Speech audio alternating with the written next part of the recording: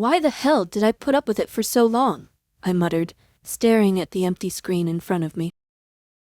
I'm Hannah, 32, and I've spent my entire life being the family's problem solver, until I stopped. Now, everything I thought I knew about family, loyalty, and sacrifice is about to be shattered. Trust me, you'll want to hear this. From the outside, I seemed like I had it all together. I was the co-founder of a successful biotech startup, a job that most people would envy. But behind the polished exterior, I was suffocating under the weight of my family's expectations. My name is Hannah, and for as long as I can remember, I've been the strong one. The one who was supposed to handle it all. I was the one who quietly carried the burden of my family's needs, taking on the responsibilities no one else wanted. My role was clear. I was the fixer, the one everyone turned to when things went wrong. Growing up in the shadow of my older sister Samantha was never easy. Samantha had always been the golden child, the one everyone praised for her beauty, charm, and effortless grace. She could do no wrong in our parents' eyes, and she soaked up the attention with ease. Meanwhile, I had always been the quieter one, the one who stayed in the background getting lost in work or the constant cycle of helping out at home. My life was nothing glamorous, and I never cared for the limelight. All I wanted was for my family to see me for what I was. The one who worked hard, who sacrificed, who always did the right thing. But that's not how it went. Despite my achievements and the countless hours I spent building my career, I was always the one left behind. Samantha was the one who got the compliments, the attention, the praise. Samantha, you're stunning. Samantha, you're so charming. My heart would ache every time I heard those words. It wasn't that I resented my sister. It was the fact that no matter what I did, no one ever seemed to notice me. It felt like I had to work twice as hard just to be acknowledged, and even then, it wasn't enough. Our parents never asked about my work. They didn't care that I was building a company from scratch. Instead, they would ask about Samantha's latest boyfriend or how she was doing in her career. I would nod, politely, and add in the usual, "Oh, I'm doing fine, just busy with work." The conversations never went deeper than that, and I was okay with it, or so I told myself. But there was a part of me that craved something more. I wanted to be seen. I wanted to hear my parents say, "I'm proud of you, Hannah." I wanted to feel like I mattered, not just as the one who took care of everything, but as the person who was loved and appreciated for who I was. Still, no matter how hard I tried, I was always relegated to the background. I remember one Thanksgiving when my dad turned to me, after gushing over Samantha's latest achievements, and simply said, "How's work going, Hannah?" There was no genuine interest, no follow-up, just a quick acknowledgement before moving back to Samantha. It hurt more than I cared to admit. It wasn't just the praise they gave to Samantha that hurt, it was the constant feeling that I was being used. Every time something went wrong, I was the one they called. "Hannah, can you help with this bill? Hannah, can you handle this?" I didn't mind helping. I did it because I cared, because it was my duty. But what I didn't realize at the time was that it had become a pattern. My family didn't see me as a person with my own dreams and desires. They saw me as a resource, a backup plan, the one who could be relied upon when the situation got tough. I kept my head down, focusing on work, trying to be the perfect daughter, the one who always did the right thing. But deep down, I was growing tired. The endless sacrifices, the constant giving, and the lack of recognition, it was all taking a toll on me. Why am I doing this? I would ask myself quietly late at night when everyone else had gone to bed. I'd sit in my small apartment, staring at my phone, wondering why I was still putting so much effort into a family that didn't seem to care. Was it even worth it? Was I ever going to be enough for them? I tried to push those questions away, convincing myself that this was just what family was about, that love meant giving, even when it wasn't reciprocated. But the truth was that I was starting to feel more like a lifeline for my family than a daughter. And that was the moment it all started to change. The weight of all the years of sacrifice, the burden of being the strong one, began to feel too heavy to carry. I knew I had to make a decision, one that would change everything. That phone call came on a crisp morning, just days before my mother's birthday. I had already cleared my schedule, preparing to go home and help set up as I always did. But there was a part of me that craved something more. I wanted to be seen. I wanted to hear my parents say, "I'm proud of you, Hannah." I wanted to feel like I mattered, not just as the one who took care of everything, but as the person who was loved and appreciated for who I was.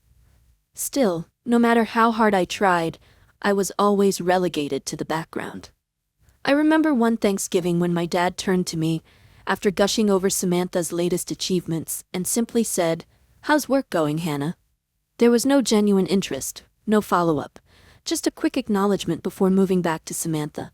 It hurt more than I cared to admit. It wasn't just the praise they gave to Samantha that hurt. It was the constant feeling that I was being used. Every time something went wrong, I was the one they called. "Hannah, can you help with this bill?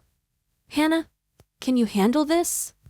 I didn't mind helping. I did it because I cared, because it was my duty. But what I didn't realize at the time was that it had become a pattern. My family didn't see me as a person with my own dreams and desires. They saw me as a resource, a backup plan, the one who could be relied upon when the situation got tough. I kept my head down, focusing on work, trying to be the perfect daughter, the one who always did the right thing. But deep down, I was growing tired. The endless sacrifices, the constant giving, and the lack of recognition, it was all taking a toll on me. Why am I doing this? I would ask myself, quietly, late at night when everyone else had gone to bed. I'd sit in my small apartment, staring at my phone, wondering why I was still putting so much effort into a family that didn't seem to care. Was it even worth it? Was I ever going to be enough for them? I tried to push those questions away, convincing myself that this was just what family was about, that love meant giving, even when it wasn't reciprocated. But the truth was that I was starting to feel more like a lifeline for my family than a daughter. And that was the moment it all started to change.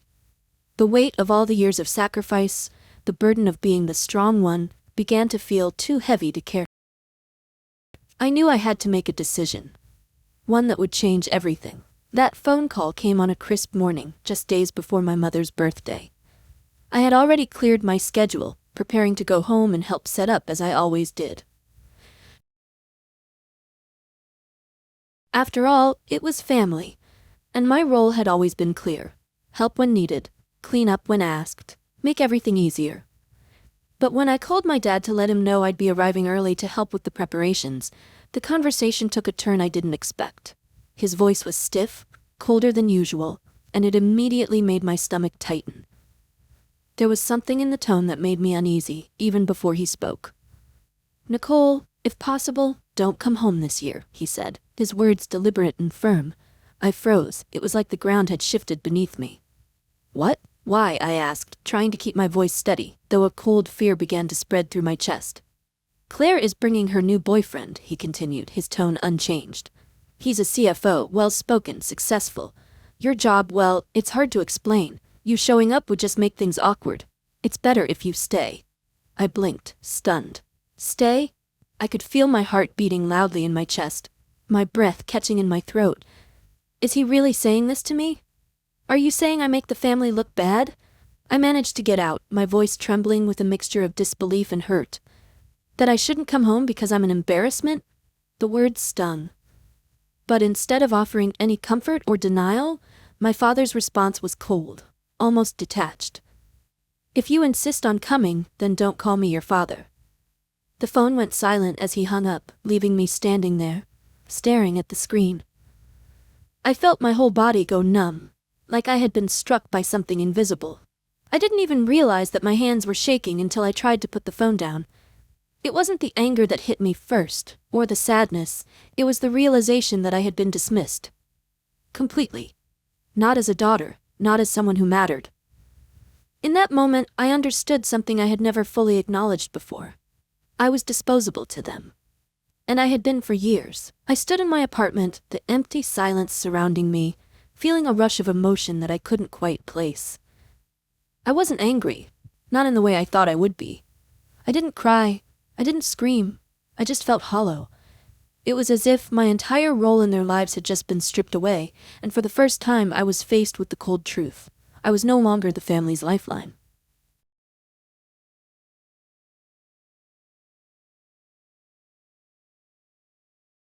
For years I had bent over backward to please them. I had taken care of everything. I had been the one to pay the bills when they couldn't, to step in when they needed help, to handle things behind the scenes, all with the hope that one day they'd see me for who I was and not just as the backup plan. But that wasn't enough. It would never be enough. My presence had become a burden, something that needed to be minimized, something to be hidden away. I sat down on the couch, still holding the phone, and I realized this was it. This was the moment everything changed. I was tired of living in the shadows of their expectations, tired of being the one who was always relied on but never truly seen, tired of being the one to patch up everyone else's failures while my own dreams slipped further and further away. For the first time, I felt a flicker of something else. Relief. Relief that I didn't have to keep pretending. That I didn't have to keep sacrificing myself for a family that didn't value me the way I deserved. The decision came almost instinctively. I wasn't going to play this role anymore. I wasn't going to let myself be the one to fix everything for them. I was done. I wasn't going to let them use me just because they could. I closed my eyes, took a deep breath, and replied to the message my father had sent earlier that day. I typed out one simple sentence. Because it's no longer my responsibility, ask Samantha. And with that, something inside me shifted. I wasn't just walking away from a phone call. I was walking away from years of being their unpaid caretaker, from years of living my life according to their terms. I wasn't going to fix them anymore. They had to face the consequences of their choices. I wasn't being selfish, I was being clear. For the first time in my life, I had control. I wasn't scrambling to fix cracks I didn't create. I wasn't sacrificing my entire youth to patch up other people's failures. The moment I sent that message, I felt something change deep within me. It was the beginning of something new, something that didn't revolve around their expectations. It felt like freedom. After that moment, everything felt different. It was like I had shed a heavy coat I didn't even realize I had been wearing for years. As I sat in my small apartment, the silence didn't feel suffocating anymore. It wasn't filled with guilt or the weight of unspoken responsibilities. Instead, there was a strange peace, a relief, like I had just taken my... For years, I had bent over backward to please them. I had taken care of everything. I had been the one to pay the bills when they couldn't, to step in when they needed help, to handle things behind the scenes, all with the hope that one day they'd see me for who I was, and not just as the backup plan. But that wasn't enough. It would never be enough. My presence had become a burden, something that needed to be minimized, something to be hidden away. I sat down on the couch, still holding the phone, and I realized this was it. This was the moment everything changed. I was tired of living in the shadows of their expectations, tired of being the one who was always relied on but never truly seen, tired of being the one to patch up everyone else's failures while my own dreams slipped further and further away. For the first time, I felt a flicker of something else. Relief. Relief that I didn't have to keep pretending. That I didn't have to keep sacrificing myself for a family that didn't value me the way I deserved. The decision came almost instinctively. I wasn't going to play this role anymore. I wasn't going to let myself be the one to fix everything for them. I was done. I wasn't going to let them use me just because they could. I closed my eyes, took a deep breath, and replied to the message my father had sent earlier that day. I typed out one simple sentence. Because it's no longer my responsibility, ask Samantha. And with that, something inside me shifted. I wasn't just walking away from a phone call. I was walking away from years of being their unpaid caretaker. From years of living my life according to their terms. I wasn't going to fix them anymore. They had to face the consequences of their choices. I wasn't being selfish, I was being clear. For the first time in my life, I had control. I wasn't scrambling to fix cracks I didn't create. I wasn't sacrificing my entire youth to patch up other people's failures. The moment I sent that message, I felt something change deep within me. It was the beginning of something new. Something that didn't revolve around their expectations. It felt like freedom. After that moment, everything felt different. It was like I had shed a heavy coat I didn't even realize I had been wearing for years. As I sat in my small apartment, the silence didn't feel suffocating anymore. It wasn't filled with guilt or the weight of unspoken responsibilities. Instead, there was a strange peace, a relief, like I had just taken my... For the first time, I wasn't trying to fit into the role they expected of me. I wasn't constantly worried about what they would think or if they would ask for help again. The phone stayed quiet for a few days, and at first, I almost expected a barrage of messages and calls, begging me to reconsider. But when nothing came, I began to relax. I had finally stopped being the one everyone relied on, and even though there was a small part of me that felt uneasy about their silence, a larger part felt free. It wasn't just about cutting off the financial support anymore. It wasn't just about not answering their calls. It was about reclaiming something that had been lost for so long. Myself. I spent the next few days carefully untangling myself from the strings that had bound me to their needs. It wasn't just the payments I had been making, although that was the obvious start. I had been silently covering their bills for years. Electricity, water, internet, you name it. Every month, I'd send money without question, without hesitation. But now, I decided that wasn't my role anymore. I didn't owe them that. And I certainly didn't owe them my peace of mind.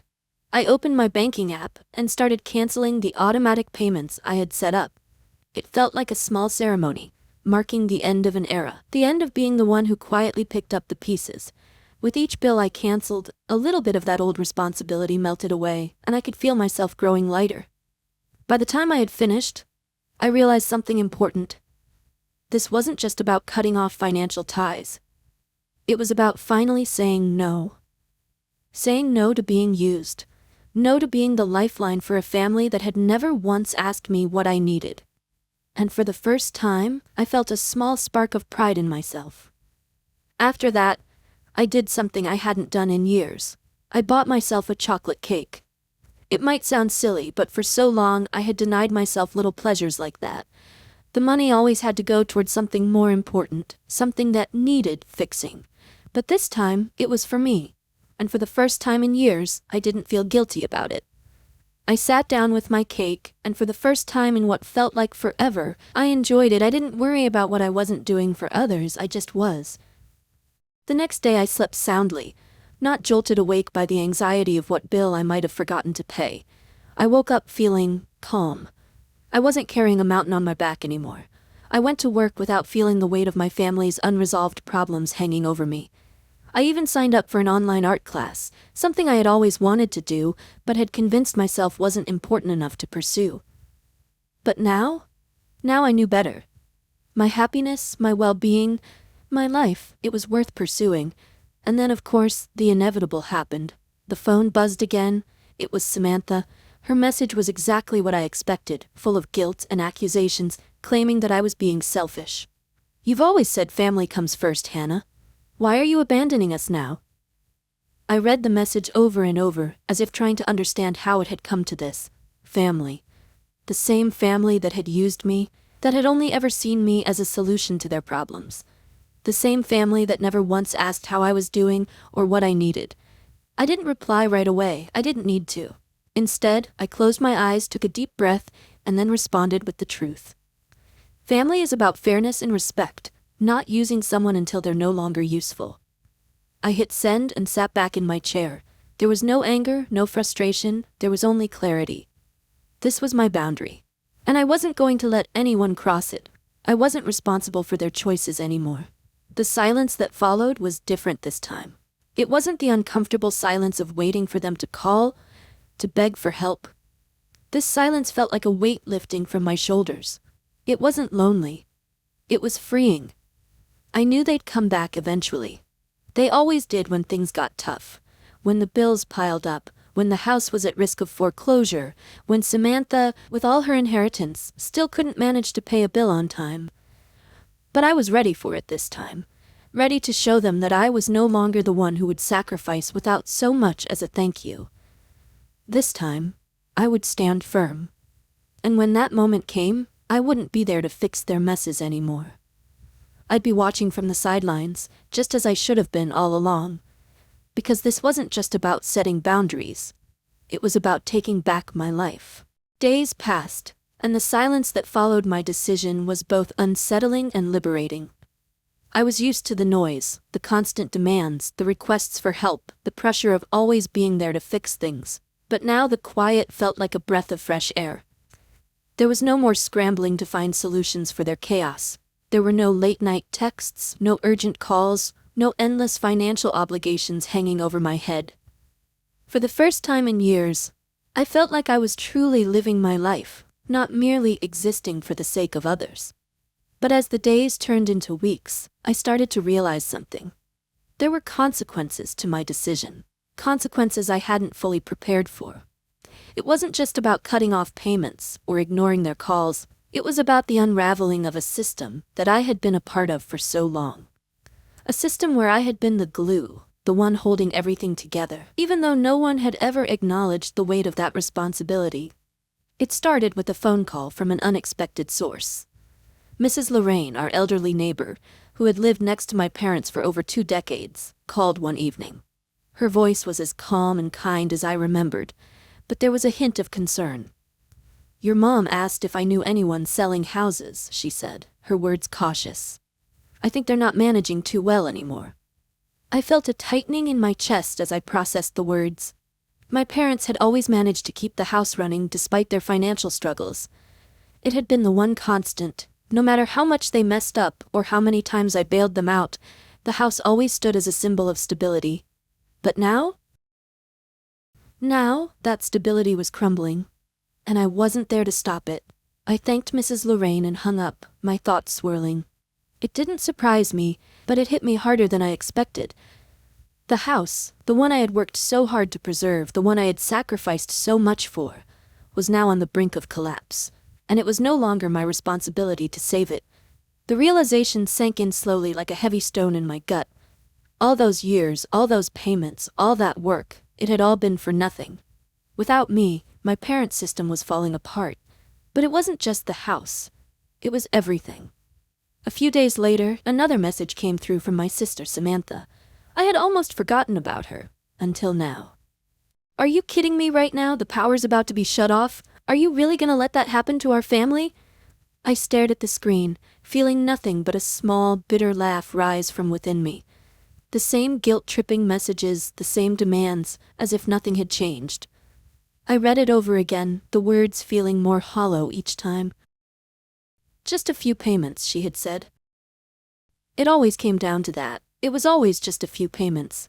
But those payments had been my life for so long, my every waking moment consumed by their problems. Just a few payments wasn't so simple when you were the one constantly sacrificing, constantly giving.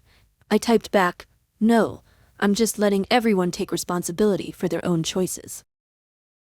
The silence that followed was deep, and this time it felt like peace. It wasn't the anxious silence I had grown used to. It wasn't the kind of silence that gnawed at me, leaving me questioning if I had made the right choice. This was a different kind of quiet, the kind that happens when the storm finally passes and the air clears. It was the silence of standing firm in a decision that had been long overdue. The next few days were unsettling in their stillness. Samantha didn't message again, and my parents too were silent. The weight of their dependence was no longer pressing on me, but their absence felt like a gaping hole. I had spent my whole life filling that hole, but now it was just empty. For the first time, I didn't feel the pull to fix things. I didn't feel the need to make everything okay, and that scared me. One morning, just as I was getting used to the quiet, my phone rang. The number was unfamiliar, but something about it felt urgent.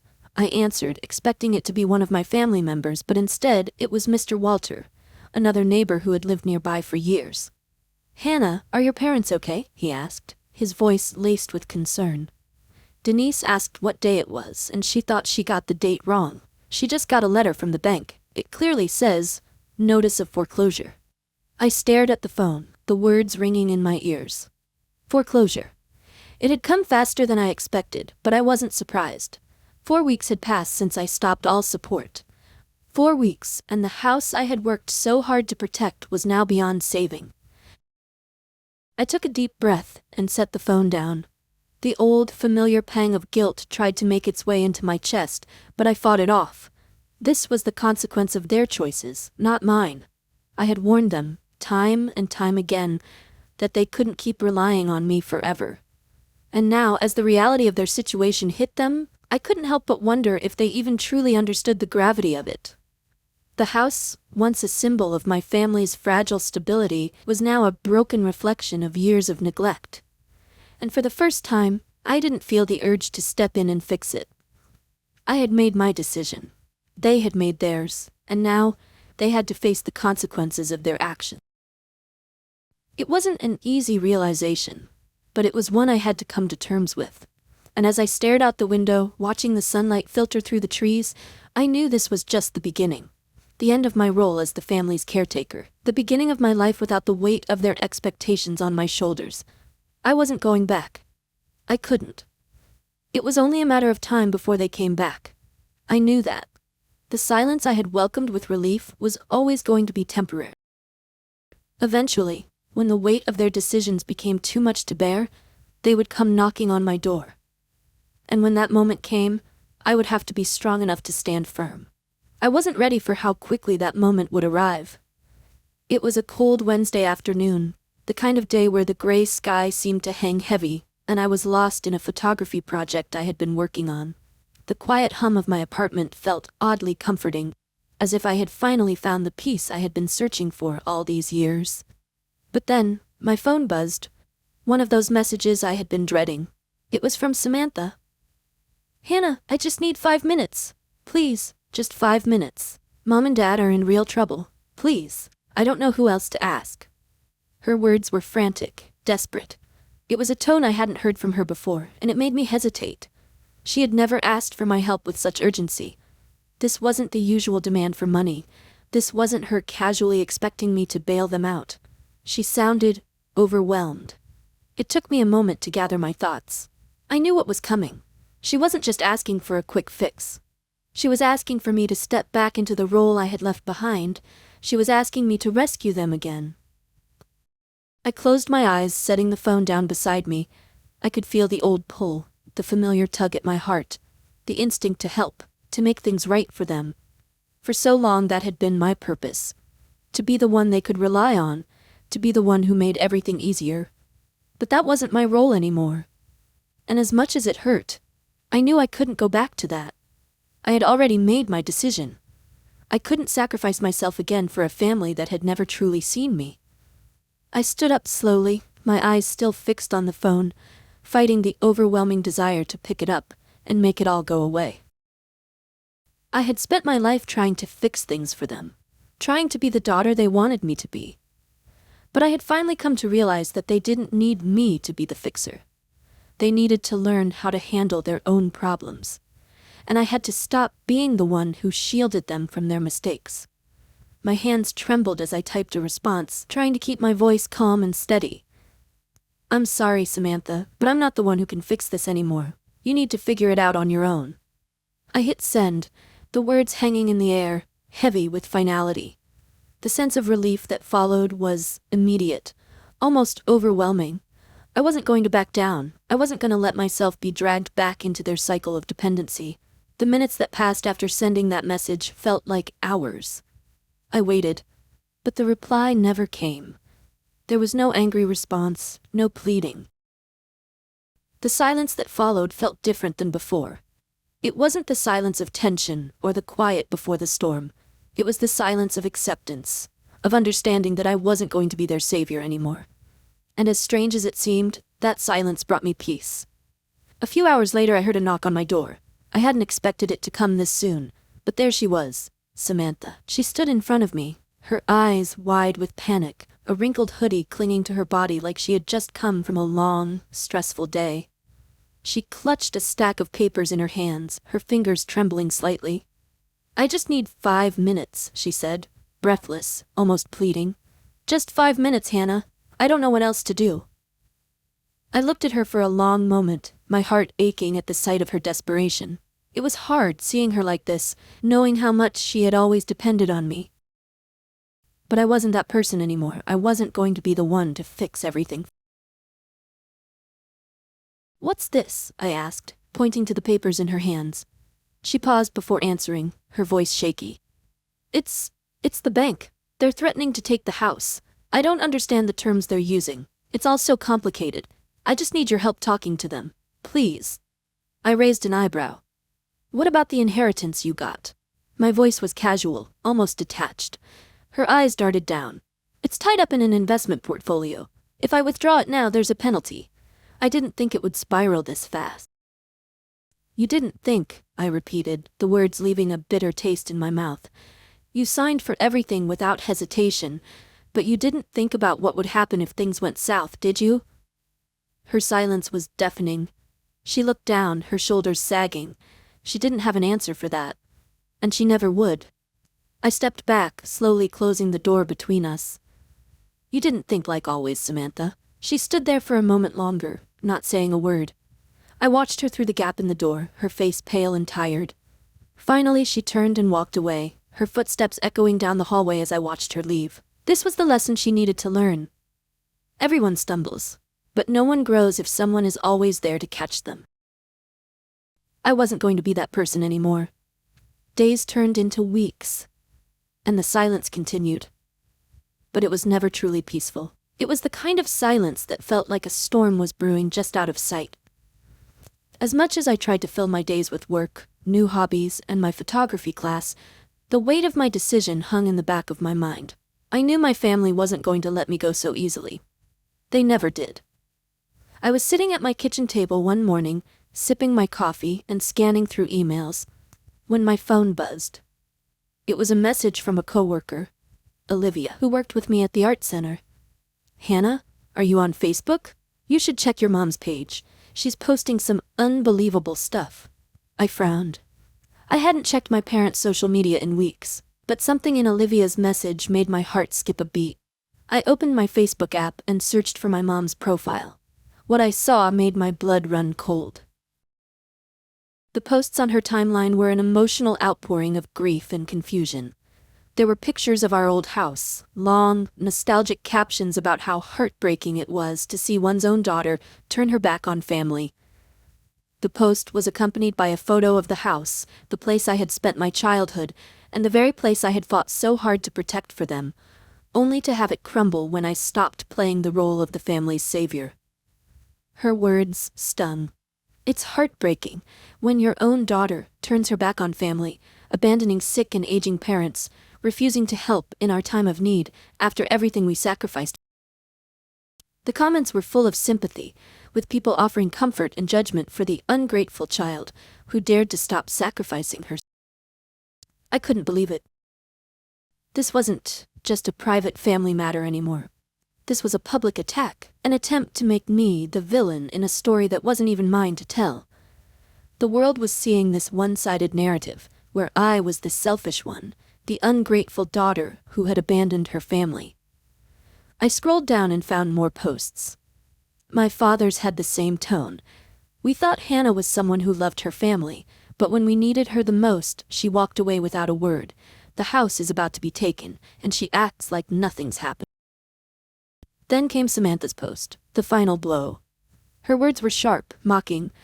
Some people are only kind when they're above you, looking down, but when family asks them to step down and help, they choose silence. That's today's version of strong, I guess.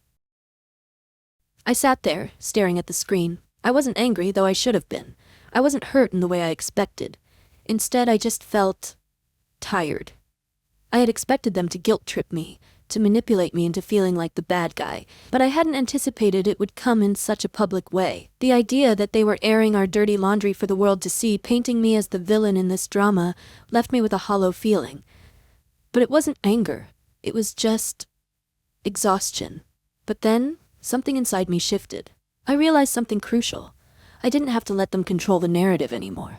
They had used my silence for years to manipulate me, to guilt me into submission. But now, I was the one who had the power to speak up, and speak up I would.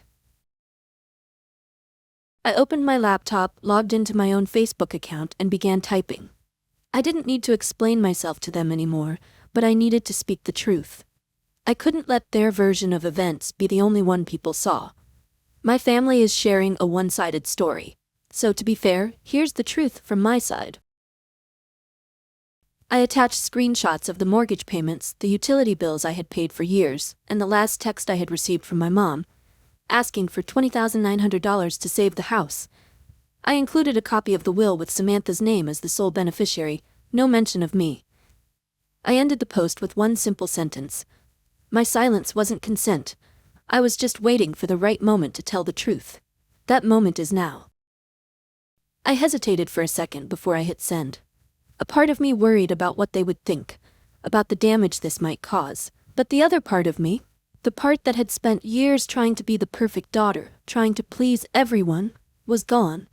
This was my truth, and I wasn't going to hide it anymore. Within minutes, the post started to gain traction. Comments came flooding in. Friends, old colleagues, and even distant relatives who knew my parents began sharing it, expressing their shock at what had been happening behind the scenes. Some of them said things I hadn't expected. I always thought Samantha lived pretty recklessly. Now it makes sense. Others spoke about how they had noticed the pattern but hadn't had the courage to speak up themselves. I watched it all unfold, but this time I didn't feel ashamed. I didn't feel guilty. I just felt relieved. The truth was finally out there, and it wasn't just for them. It was for me. It was my moment to finally stop pretending. An hour later, the comments were still pouring in, but the most telling sign came when my mom took down all her posts. My dad deactivated his Facebook account. Samantha changed her profile picture to a black and white flower, her usual dramatic move when she wanted to control the narrative. But this time it didn't work. It was too late. I didn't reply to any of them. I didn't post anything else. Instead, I just sat back in my chair, staring at my laptop, feeling the weight of years of silence finally lifted from my shoulders. The next morning, I woke up, went to work, and felt a sense of calm I hadn't known in years. The storm had passed.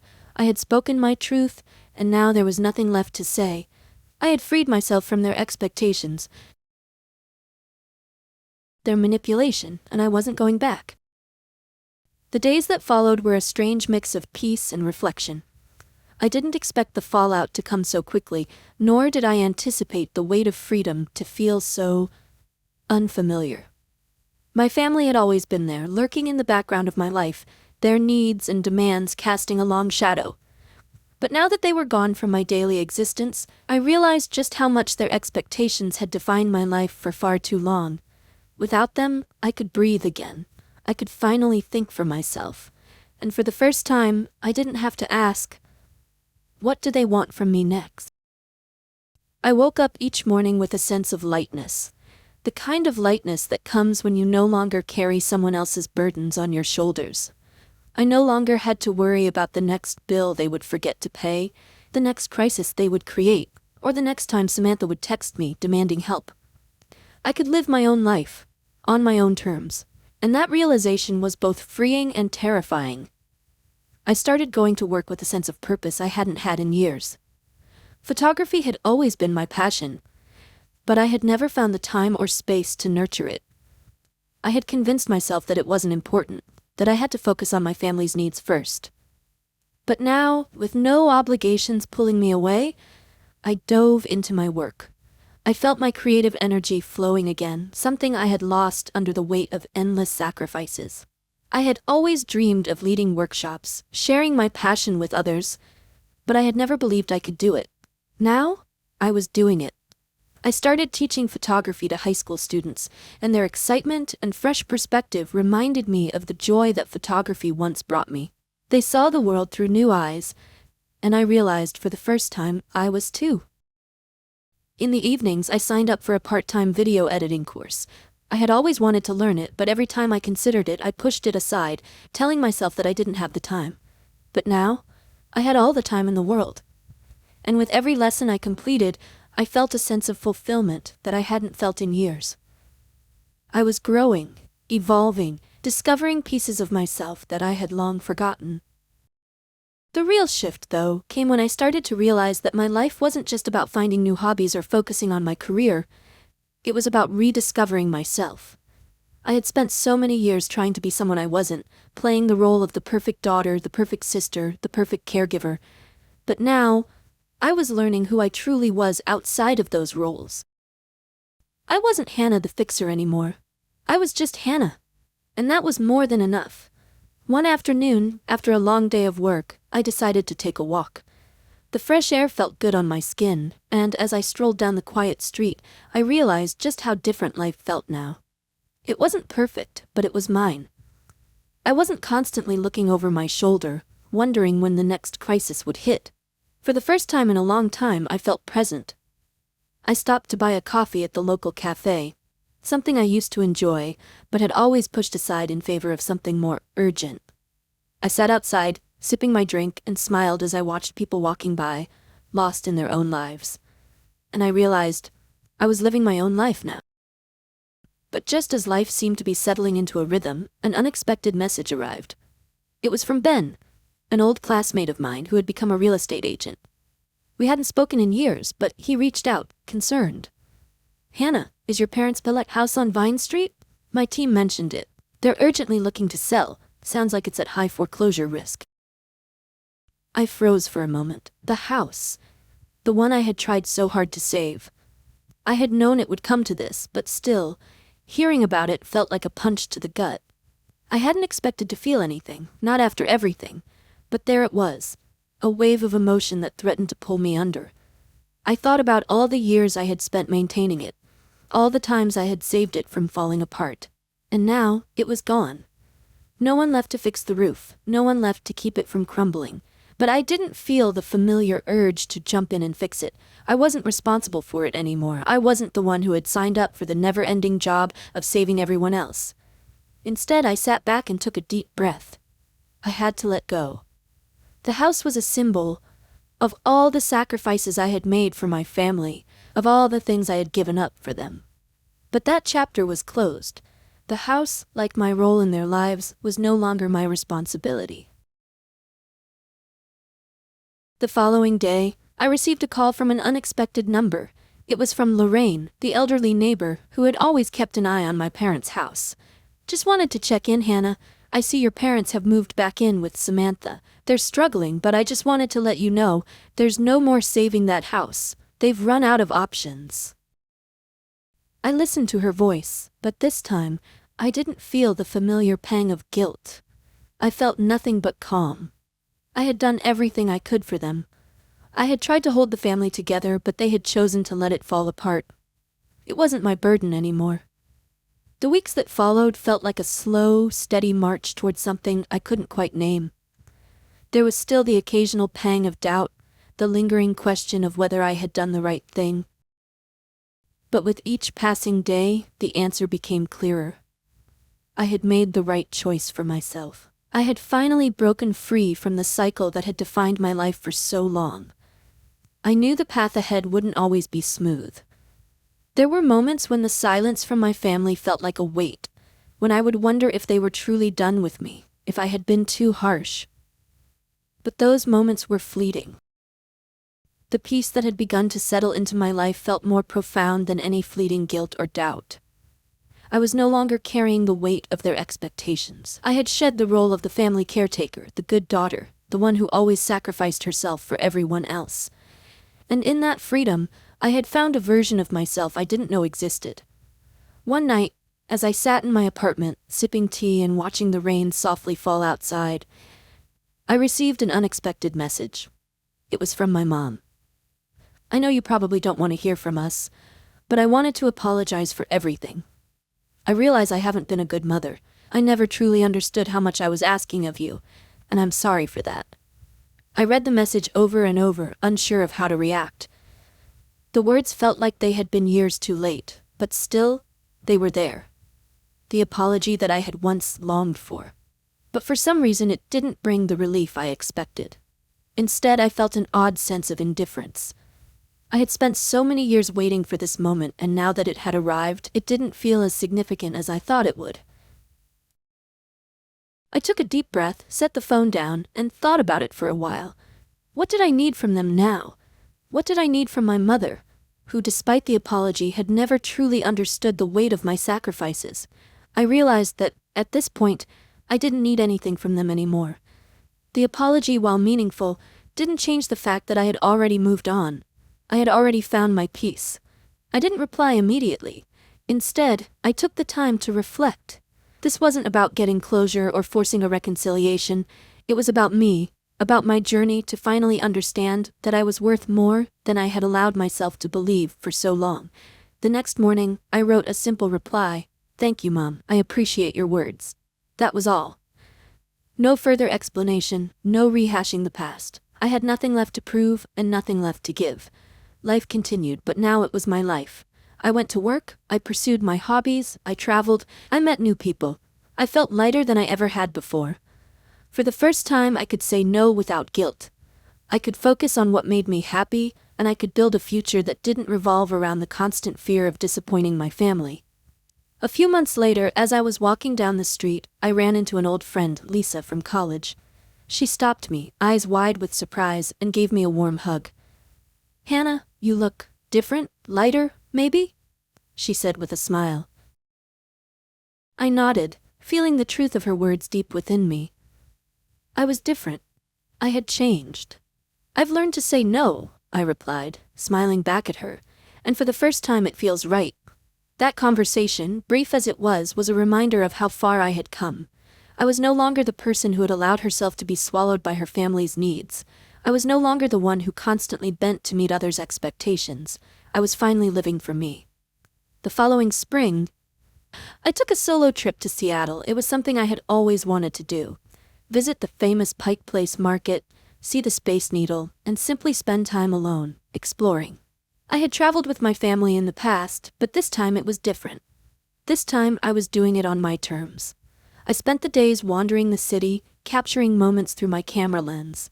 The quiet of the experience, the solitude, and the freedom to move at my own pace felt like the ultimate gift. As I stood on a bridge overlooking the city's skyline, watching the golden light of dusk cut through the clouds, I realized something. Some things aren't meant to be held on to. Some things, like family expectations, weren't mine to carry. I had spent so many years clinging to the idea that family was everything, that love meant sacrifice and endless giving.